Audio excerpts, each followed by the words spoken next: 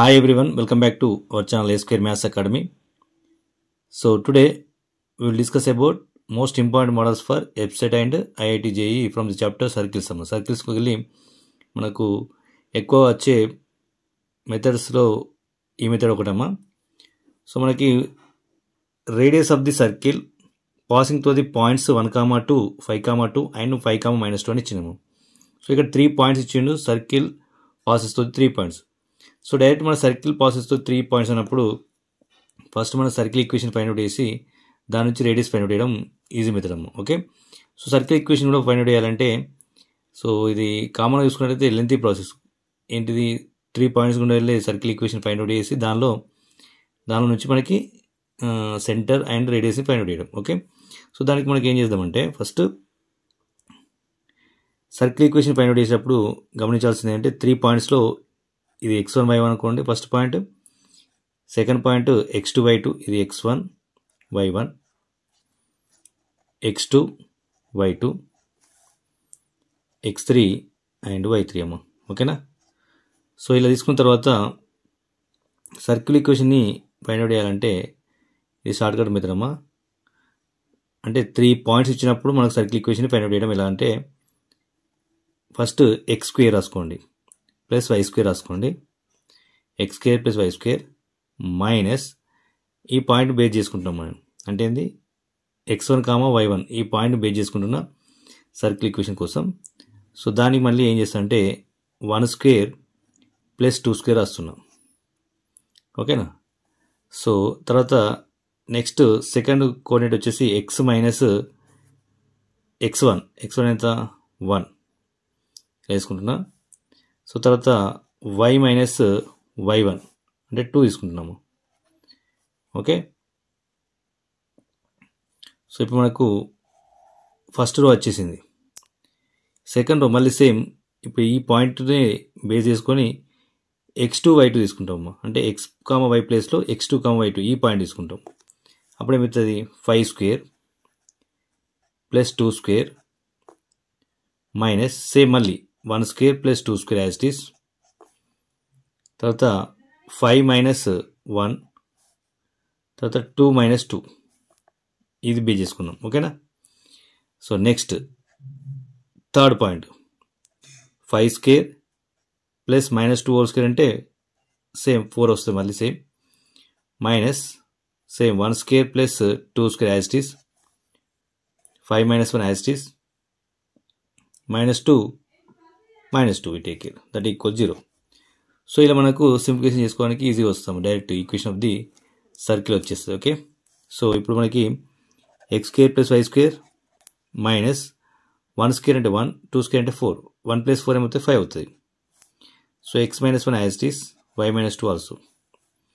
Similar 25 plus 4 29 minus 5, 5 minus 1 4, 2 minus 2 0.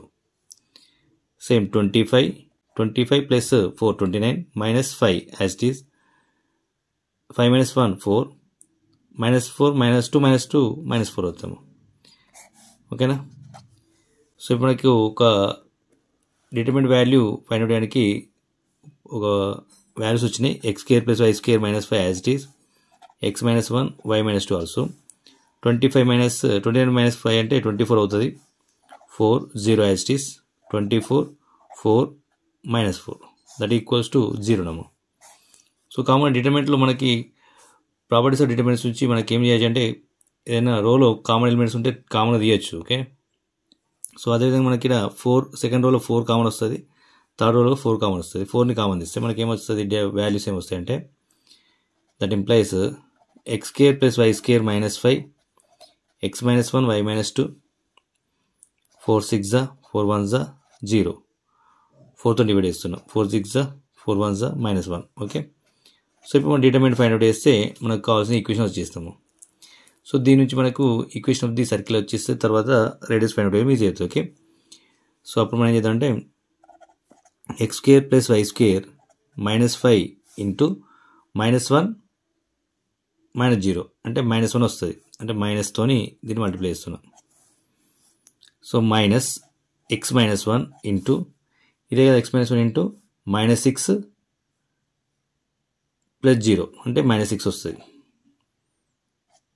తర్వాత plus y - 2 into 6 - 6 అంటే 0 అయిపోతుంది. ఓకేనా? అంటే మనకి ఏమొస్తుంది ఈక్వేషన్ అంటే -x² -(x² + y² -5 plus 6x -6 అంతే కదమ్మా. సో -6 ఇది 0 ఈక్వల్ 0 వచ్చేస్తుంది. అంటే దాన్ని ఏమైతే ఈక్వేషన్ అప్పుడు అంటే x² + y² -5 -6x plus 6 equal 0 అంటే x² + y² -6x plus 1 equal 0 వస్తుంది. ఇది ఈక్వేషన్ ఆఫ్ ది సర్కిల్ అవుతుంది. Equation of the circle find out చేయడానికి ఈజీ మెథడ్ ఇది. సో దీని తర్వాత మనకి ఇప్పుడు మనకు రేడియస్ ఫైండ్ అవుట్ చేయాలి. రేడియస్ అంటే ఏంటి? r² = g² + f² - c. ఇక్కడ g వాల్యూ ఒకటే ఉంది, c వాల్యూ ఒకటే ఉంది, f వాల్యూ లేదు. సో g వాల్యూ నుంచి మనం ఏం రాయచ్చు అంటే 2gx అంటే 2g = -6 అప్పుడు g = -3 అవుతుంది. అంటే 2g = -6 అంటే 2g = -6 అవుతుంది, g = -3 అవుతుంది. అప్పుడు అయితే 3² 9 అవుతుంది, -1 అవుతుంది, నథింగ్ బట్ √8 అవుతుంది. సో √8 మనం ఏం రాయచ్చు అంటే 2√2 అని రాయచ్చు. ఇప్పుడు ఇది రేడియస్ అవుద్దాము. ఓకేనా? సో ఇలా మనకు సింప్లిఫికేషన్లో ఈజీ కావడానికి అంటే 3 పాయింట్స్ ఇచ్చినప్పుడు సర్కిల్ ఈక్వేషన్ని డైరెక్ట్ ఫైండ్ అవుట్ చేసి రేడియస్ని ఫైండ్ అవుట్ చేయడము. సో ఇది ఒక మెథడ్. ఓకే. సో లేదంటే మనకు మళ్ళీ 3 పాయింట్స్ ఇచ్చింది కాబట్టి 3 పాయింట్స్ నుంచి మనకు కామన్గా చేసే మెథడ్లో కూడా చేయొచ్చు. ఓకే.